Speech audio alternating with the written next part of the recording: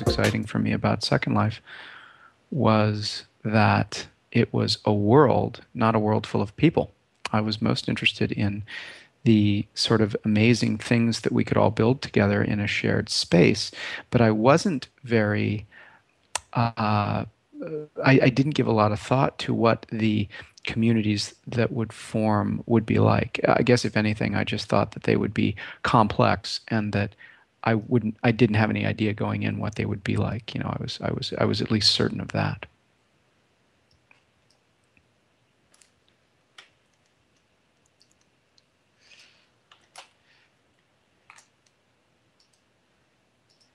So when you were envisioning the physicalness of Second Life, the geography, the layout, did you think about communities forming there? Because a lot of times we think of communities in terms of geography. I belong to a city, I belong to a state, I belong to a nation.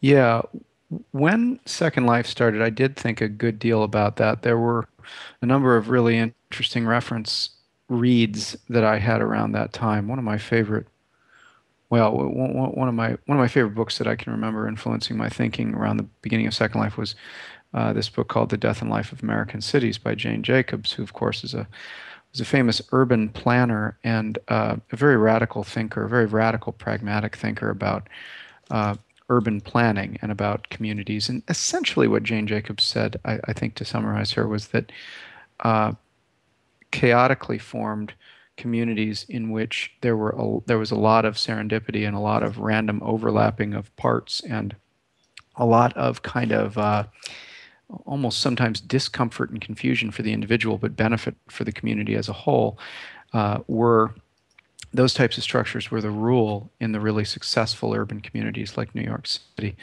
And I was struck by that thought. And so one of the things that made me think was that we had to make sure that Second Life didn't have any uh, prearranged zoning or geography that would be likely to separate people by capabilities. The other thought that I had was that, and we really strove to make Second Life kind of as connected as possible, and if anything, make it kind of difficult for people to segregate themselves within it, because I had this instinct that when that happens in the real world, it tends to make places very stagnant and uninteresting, even if the people that are creating the segregation kind of have good intentions, I suppose, at the outset.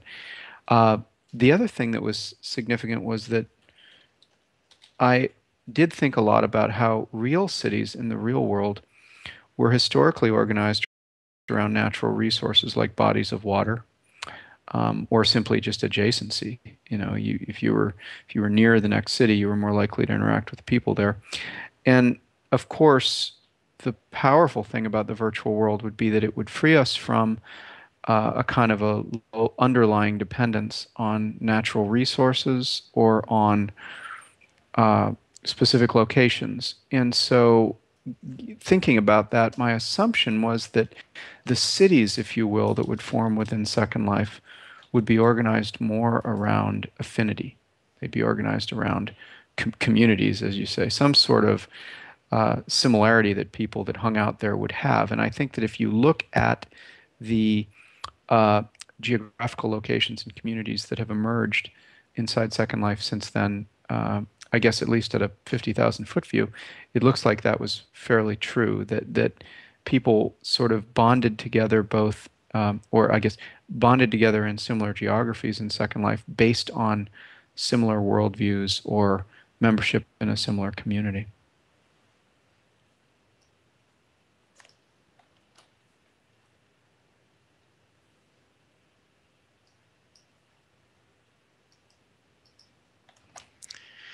Okay, as you know, there are quite a few well-established communities in Second Life, and I'm going to share a few of them and give our audience some, if they're not familiar with these communities, some references. So one of the communities that's a very active and long existing community in Second Life are the furries. There is a large Gorian community in Second Life. There is a large steampunk community in Second Life. And there's also a large Star Trek community in Second Life. And really, there's quite a few communities here. So more than, I don't want to go through a whole listing of them, but I think we get the idea. So the question is, how do you see the SL communication structures, which includes group notices and group chats, how do you see those as facilitating community formation in Second Life? Yes, the education community, Claudia. Well, again, I'd have to say that, as many people know, and as I've laughed and cried about many times with everyone, actually, the non-physical communication systems, so that is group chat, group formation, uh, even one-on-one chat, although that's a much simpler scaling problem. The abilities that people had to chat with each other, not related to physical distance, not when they were just sitting next to each other like we are right now, were actually the systems that we didn't design up front, because the design problem we took on with Second Life was the very complex and specific design problem of creating a world in which physical proximity was everything, because the world was itself 3D. And so we spent a lot of time designing the scalability and the systems that would support people, where the rule of interaction was that the farther away you were, the less likely you were to interact with someone. We didn't spend any time at the outset on group systems. So this whole idea of being a member of a named, text named group, was not at all part of the plan for Second Life at the outset. It was something that we added there, if I remember correctly, first simply because people needed to share editing capabilities on land. And the easiest way to do that was to basically belong to a group and then allow people that were members of the group to do things on that land. And so, in a sense, the whole idea of groups and group communication were, first of all, completely an afterthought, and then they were driven by the features in Second Life, like land controls, that required them. So we didn't actually put any design time in up front around trying to build the support for meta communities or non-physical communication. And of course, as everybody knows, that was a big challenge because, or maybe not everybody here knows this, but I certainly do, that the most of the scaling problems we had, as there were tons and tons of people coming into Second Life, were and have been related to, funnily enough, these group-based systems, and they've been a huge challenge. Solving the general problem of 100,000 people online at once communicating and then deciding whether their messages need to go to, a set of named, hundreds and hundreds of people within literally tens of thousands or hundreds of thousands of groups, turns out to be a substantial computing problem. And again, it was one that we at the outset didn't take on at all. We didn't even think about it. So, but great systems often have that property. I think that's called serendipity. So the next question, in Second Life, we all pretty much have free reign on how we want our avatar to look and how we want ourselves to be shown to others. So, I mean, I'm looking out at the audience and I see a lot of really neat variety out there. How do you think avatar identity, including the appearance and the profiles that we use, aids community formation in Second Life? I think what helps with one-on-one relationships and community formation in Second Life is that the avatar becomes such a meaningful and accurate representation of people's individual identity. And I think that avatars are, in many ways, now not every way, but in many ways, a more accurate depiction of who we are than our real bodies tend to be. And the reason for that is that avatars are easier to change than real bodies. And the result of that is that we are able to and tend to make sophisticated, ongoing choices about how we choose to look that project and probably sometimes betray realities about who we are in a way that is deeper than the, for example, clothing choices that we make in real life.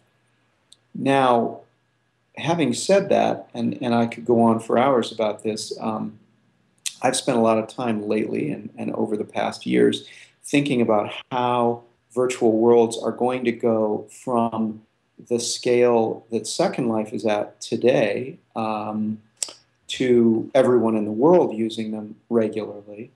And one of the pieces of thinking about that is that although we're able to project an identity through our avatar that is very rich, and as you said, Gentle, aids in community formation, we are still not able to interact through eye contact and body language in the way that we can in the real world. And I believe that once we can interact with each other using both eye contact and body language and facial expressions, which I think is coming as the technology that underlies the experience we're having right now improves, we will truly have kind of stepped into a very special and different place. And I think that, so we're in a weird situation today, at this point, at this 2012 point in history,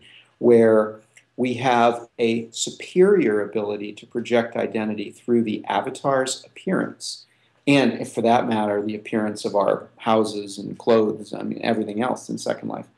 But we still have an inferior ability to project real-time interaction, to connect with each other in real time through facial expression, body language, and eye contact. And so we're in a kind of an interesting in-between place where we have one amazing power in the avatar, and we still don't quite have that ability to lock and communicate with each other in the way that we can only do face-to-face in the real world. So that's my take on that. But I think the avatar identity, being as powerful as it is, has definitely aided and probably sped up community formation and, of course, just regular friendships. So I'll stop there. Wow, so you see a lot of power still to come. I certainly do. I think we are going to see some radical changes to the I don't know, I guess the real-time sense of a virtual world as we gain the technology to capture our body language and our movements and put that into the virtual world as well. And that's something I can't wait to see, and hopefully it'll keep working on, get a chance to work on. Well, that'll be interesting to see too, from our perspective. So next, I want to point out that some communities in Second Life, such as the Dreams community, the New Media Consortium folks, the Caledon, the Virtual World's Best Practices in Education, lots of these communities are persistent and they're growing. And what characteristics do you see as leading to the longevity of some of these communities?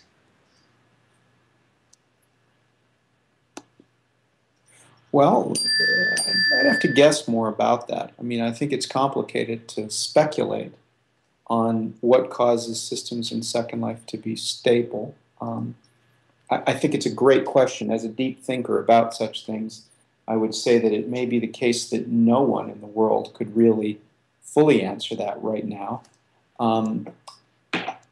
When I look at communities that have formed in Second Life and their longevity, I think the communities are highly transparent. They're very articulate. There's relatively low latency. That is to say, changes to those communities kind of happen and ripple through those communities quite quickly. And being a sort of a complex systems guy, I would speculate that both the transparency and the speed with which things happen in those communities is probably a stabilizing factor.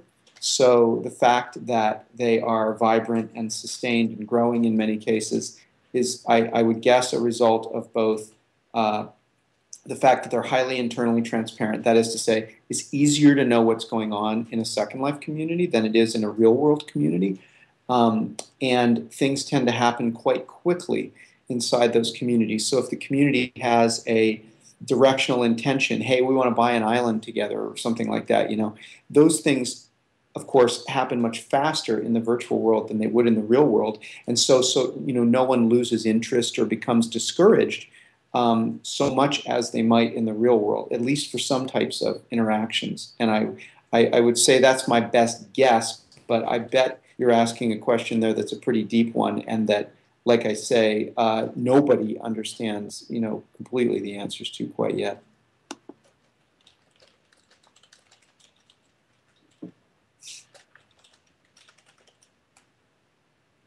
Okay, then I guess we will just have to ask Tom to investigate that. You alluded to this. People say the virtual world clock is speeded up compared to the physical world. How does that work? What causes that? Well, yeah, the virtual world clock is sped up. I think that's a great way of putting it. And the simple thing that causes that is that the transaction costs, I'm gonna use that word liberally, it's a kind of a word that comes from macroeconomics, and the cost and the complexity of doing things are just much less here. I mean, obviously, if somebody wants to build a house, they can do it in a day in Second Life, where it might take a year in the real world. If somebody wants to plan an event and get a bunch of people together, people don't have to jump on airplanes. They can just show up at that event. So you could probably call a general meeting of a group that had worldwide members in Second Life and have that group meet together the next day. Whereas if in the real world you wish to call a meeting of a worldwide group, of course you're going to have to plan it, let's say a month ahead of time. So that's a 30x improvement in the speed with which a group can come together and make a decision. So literal construction times, and then obviously that cost kind of extends pervasively through everything. How long does it take you to get dressed in Second Life? How long does it take you to send a message? I mean, all these things happen faster in the virtual world. So that's why I would say that in general, its clock is kind of sped up with respect to the real world.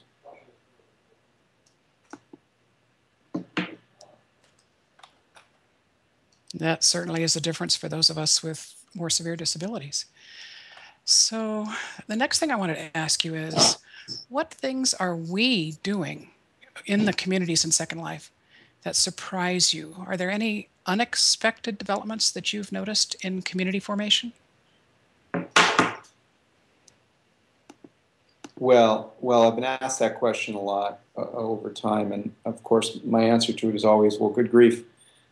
Everything surprised me about Second Life, but that was actually something I expected going in. Indeed, as a systems thinker, I always believed that if Second Life was predictable at all, we were probably failing. If Second Life was predictable in the things that people did, it would also be very boring to people and wouldn't be compelling. Having said that, I mean, I had no idea that one group or another would form. I had absolutely no expectation that the communities you listed earlier would be the sorts of communities or the sorts of topics people would gather around. So I had no idea. I think that there were a few things that I saw kind of at a system level that were interesting that I guess I wouldn't have thought about before. One of them was that the sort of tendency toward conspiracy sort of thinking and how that had a negative impact on the community. Let me elaborate on that. Because the ability to communicate was so high in Second Life, and because agency, the ability to create changes was also very high, what I noticed was that people much more rapidly, even than in the real world, would jump to the thinking that there was someone behind everything. So I watched a lot of random events happen in Second Life that would then be attributed by everyone to either some person in world or some Linden or something like that. I would get emails from people that said, you're you're singling me out in making this following feature change or something. And so many times those would be things where they were just random events, or they were just unintentional consequences. But what I found was that because the world was so powerfully interconnected, there was a even enhanced above normal human levels tendency to think that everything was the result of someone's shadowy activities. And this actually is something that is studied in psychology that's extremely interesting, but it was amazing to watch it borne out in Second Life. It's a thing called the fundamental attribution error, or the FAE, which is a well-known thing in psychology and social psychology, in which people tend to attribute things they see happening around them to the actions of another living human, when those things are actually just random. And I'm giving a very poor summary there of what the FAE is, but this is an example of it. And so I saw that borne out in, I think, mostly, unfortunately, a negative way in Second Life. And that was something that I always found fascinating, that I didn't expect up front. I think the other thing that I didn't expect was that people really started building by building things that they'd already seen in the real world. In retrospect, that seems really obvious because real world things have strong meaning and emotional appeal to us. But I kind of expected Second Life to almost be more like a kind of a science fiction exploration where almost everything we did here would be very imaginative or space age or something. And then the fact that we build things like, you can actually see Roman Colosseum kind of style to this amphitheater we're sitting in right now here on Virtuality Island, that would be yet another example of how we actually enjoy building things that we've already seen in the real world. In this case, the real world of 2,000 years ago. So I thought that was interesting as well. Stop there. I'm going to ask Lori Vaughn to transcribe this for me because I'm going to respond to that. This auditorium was actually built very specifically to address the needs for meetings that would include people with disabilities. If you look around, you'll see there are no stairs, although there are different levels to accommodate people's vision of the stage. And you'll also notice that there are spaces along the ends of each of the levels where people with wheelchairs can sit. As a person with a wheelchair who is often in public venues shuttled to the back left of the group, usually behind a pillar or behind someone with a large hat so that I can't see anything on stage.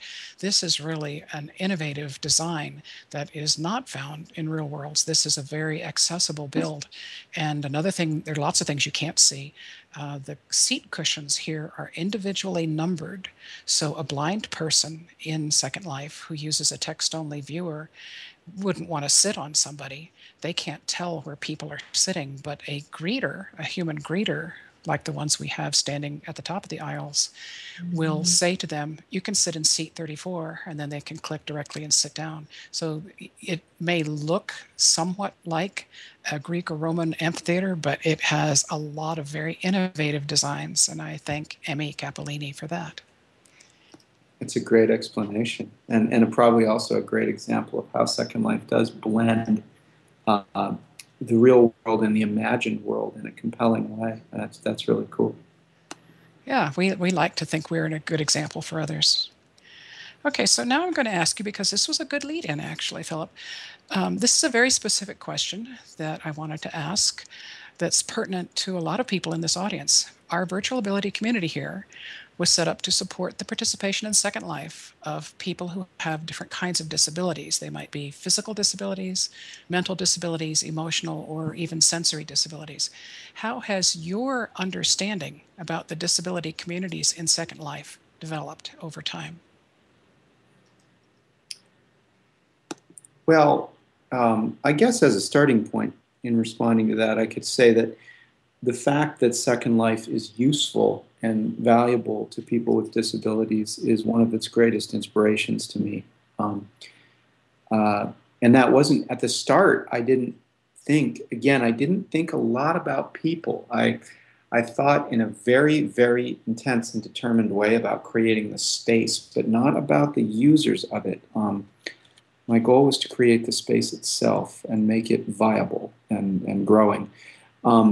The fact that, in retrospect, I was able to see that it was an inspiring, helpful, empowering medium for people with disabilities was something that delighted me, and I have to say, got me through a lot of darker days where I'd be assailed by, the frustration of the community with one thing or another, or we'd be doing things, wrong, or we'd be having scaling problems, and I'd always look back to the, kind of delightful thought, hey, but look, what a wonderful thing, uh, you've been able to do for all these people. So, I mean, the first thing to say is simply that I'm delighted that it is useful. But again, like everything else, I hadn't thought that much about it. I also think that it's been less than obvious how to direct the design of Second Life to,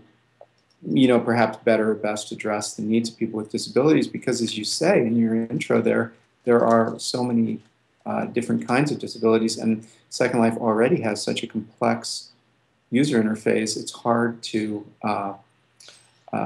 as a designer to think how to best fit those needs. Also, and I think I actually think this is a good thing.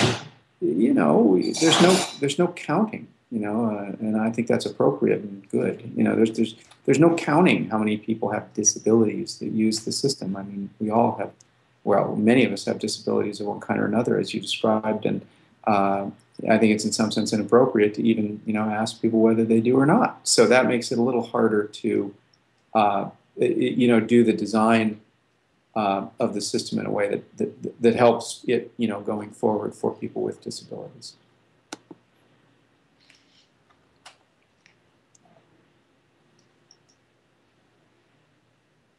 Thank you, and I'm sure we're going to get some audience feedback from that one. So I'm just going to ask one last question, a general question. Some people say that art imitates life. I've heard that. In what ways do you see the various communities in Second Life being similar to, but also different from, communities out in the physical world?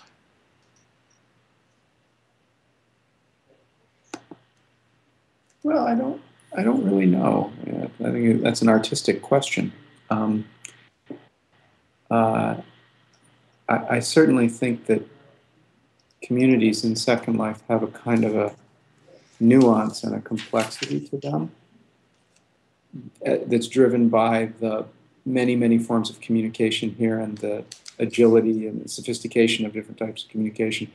That there's a kind of a texture and a nuance and a subtlety and a delightfulness to communities and their behavior inside Second Life that you don't see in the real world. I always looked at some of the most amazing kind of pleasurable kind of entertainment and comedy and stuff that came out of Second Life as being stuff that you just could never find in the real world. It was just so heady. I was talking with I was talking with some of the Coffee and Power team, my new company now. I was talking with them the other day about the sort of fetid inner core and how back in the days when Second Life was first becoming famous, we'd have these T-shirts that had these logos of in-world groups like the FIC that would just give us such humor because they were so sophisticated, they were so funny, and they were such kind of in jokes upon in jokes upon in jokes. And I was telling a story about how I did a Time magazine interview. I think it was Time magazine, wearing a T-shirt that had one of these logos. I think it was the FIC, with this little infinity sign on my shirt. And I thought, how cool would it be if that gets on national TV and nobody would have any idea what this bizarre, shirt was that I was wearing. But I think that the richness and complexity of groups here is different than the real world because of the kind of complexity and agility of the systems that underlie Second Life.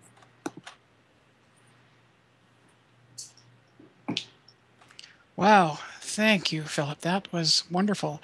And now I'm going to open the floor for audience questions. I'm going to ask the audience to type their questions into chat. If anyone is having difficulty with typing, please notify a greeter to help you. And I'm going to ask Philip, when he answers the questions, to read aloud the question he's addressing. And then when Philip answers in voice, Mohammed is going to transcribe that into text.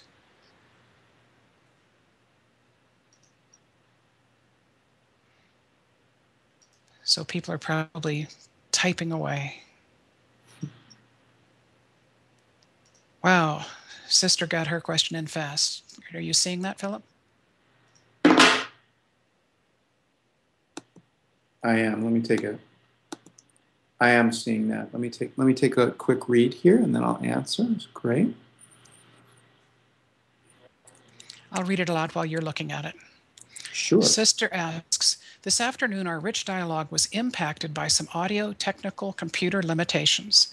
These often impact our quality of life as equally as members of the SL community, but there are also challenges to full participation related to or lack of disability accommodations, which can be made to include people regardless of disability limitations.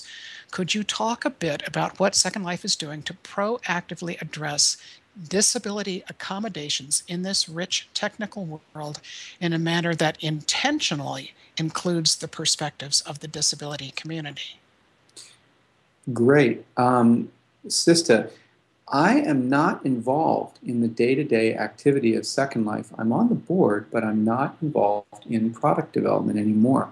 And so the simple answer there is I have no idea. I don't have any update for this audience or for you about what the company is doing around specific feature changes that address disabilities. I just don't have any, I'm just not involved in the day-to-day design of Second Life at this time. That is a very honest answer. Okay, Callie asked a question. She asked, Philip, if you could do it all again, what would you change? That's a cool question. That is a great question. Let me think about that. I don't know. I've often been asked that too. The first thing I'd say is I'm really not sure because I have repeatedly seen that there were many things that we changed or did that we thought would have a positive impact on growth or on everyone that was using Second Life that didn't. There were so many times that we would do well-meaning things that in the end just didn't end up being useful or didn't have the effect we estimated they would. And so whenever I look back on all these years, it's really hard for me to say that. You know, it's easy to pick something like to say, oh gosh, like one thing I'd want to say is I'm a very kind of a everything should happen with very low latency and no lag. So maybe we should have just designed Second Life to not have any textures in it, for example, you know, or have very, very limited complexity of avatars. And that would allow it to not have any lag.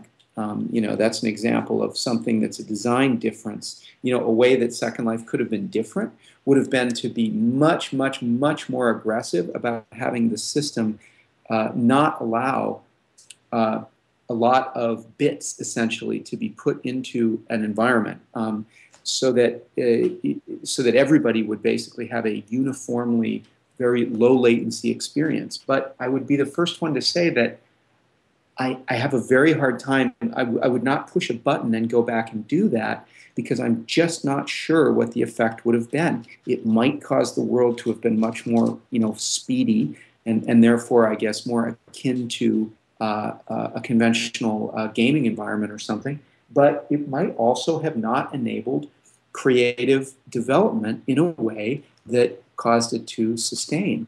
And so it's an interesting problem. So I always have a hard time answering that. I don't really know, and I think I guess it's good in a way that I can't easily put my finger on things that we should have done differently. Okay, so we have a question from Explorer. Explorer says the deaf world cannot hear voice. Why do we not have a Dragon Speak device? And you may have the same answer, and I would request time to respond after you've responded.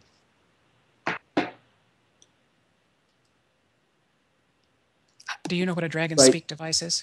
I'm assuming that you mean a device which does live translation of voice into text. Is that what you're speaking about? Yes. I can't speak to whether Dragon offers. Again, I don't know anything about specific product plans in Linden.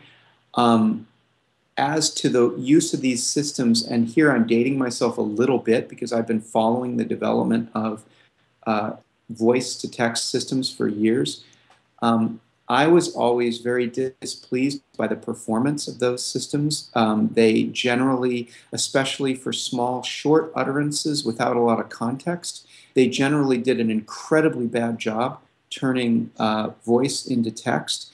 If things have changed now, uh, then I would say that it makes sense to keep looking at that. But in general, I also think in general that voice to text is compelling for everyone. But if you look at the state of things like Siri, and I've actually experimented with Dragon. I think one of Dragon's latest products on my iPhone. I still find it at least to be very, very bad at translating short statements into readable text. But as that changes, I would strongly agree that we should allow that mode of input. And I'm going to ask to be transcribed again. I would like to let Explorer and others know that there are some solutions to this. And one of those is FERD has a nice tool. FERD, the Blue Adept, has a nice tool that actually does check text into speech. It's the opposite direction, but obviously there are people working in this area.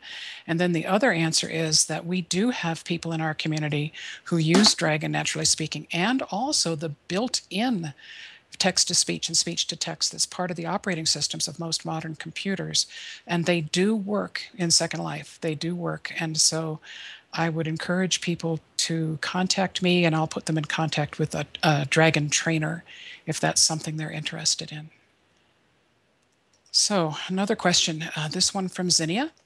She said, I try to encourage our community members to be their best self in Second Life.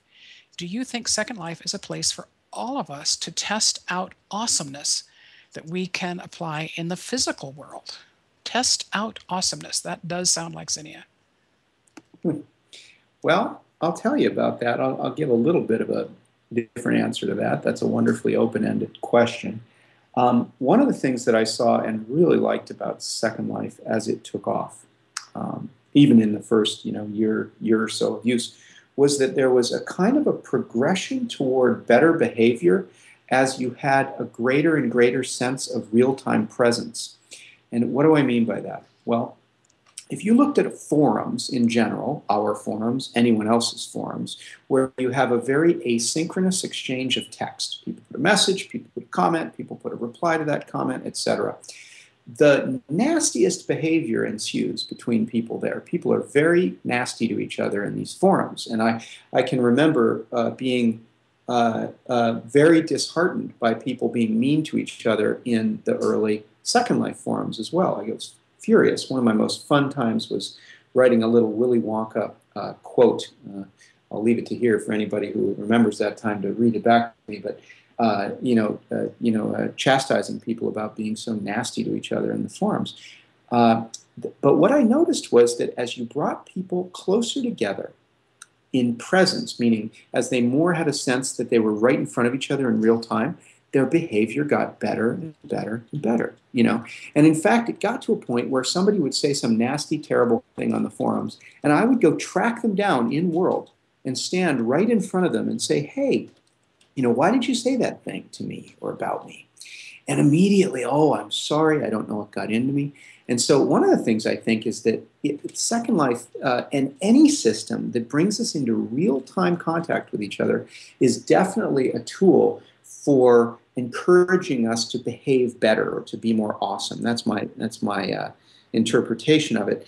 And I think that if we look forward in virtual reality, what's really cool is that, as I mentioned earlier, as we begin to be able to see and feel each other's eye contact and facial expressions, I bet you anything that we'll actually become even nicer and more connected to each other.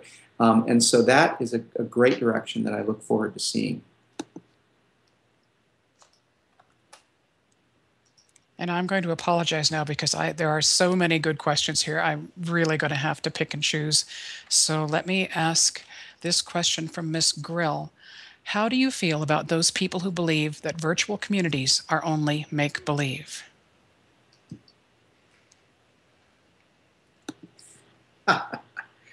Well, I bet you know how I'm going to answer that one. I mean, how ridiculous. Do we define real as, when we're made of atoms and near each other? I mean, that's just absurd.